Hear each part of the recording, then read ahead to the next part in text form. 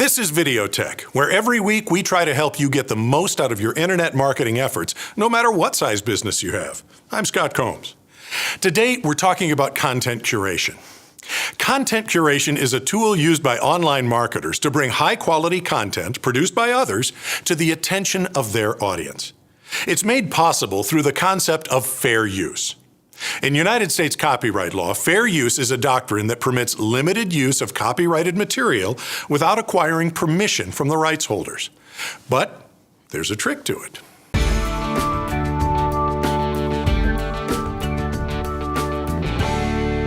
The trick to fair use of another's copyright is in attribution. You must acknowledge the original source. When I was in school, there were standard acceptable practices for quoting someone else's work. Well, things have changed, and due to the internet's interconnectedness and digital nature, it's easier than ever to find great stuff and link straight to it. Of course, it's also easier to steal other people's work. You can imagine the heated debates that ensued regarding fair use on the internet. This has died down quite a bit recently as people realized how powerful a tool it was. The very act of letting others have use of your content unlocks the real power of content marketing online. Content marketing may not be new, but disseminating it like this most certainly is. Now, the flip side of syndicating your content is curating the best of other people's content, like a museum curator, and presenting it to your audience. Again, you have to be sure to acknowledge the original source. For years, I've done this by quoting a tasty portion of the article, enough to pique someone's interest, and adding a link to the original works page. Sometimes I'll add a comment or two, but I may have to change the way I do things. I was recently contacted by a guy who didn't like that I quoted 2 sentences of an article he wrote in 2011 with a link to it on his website.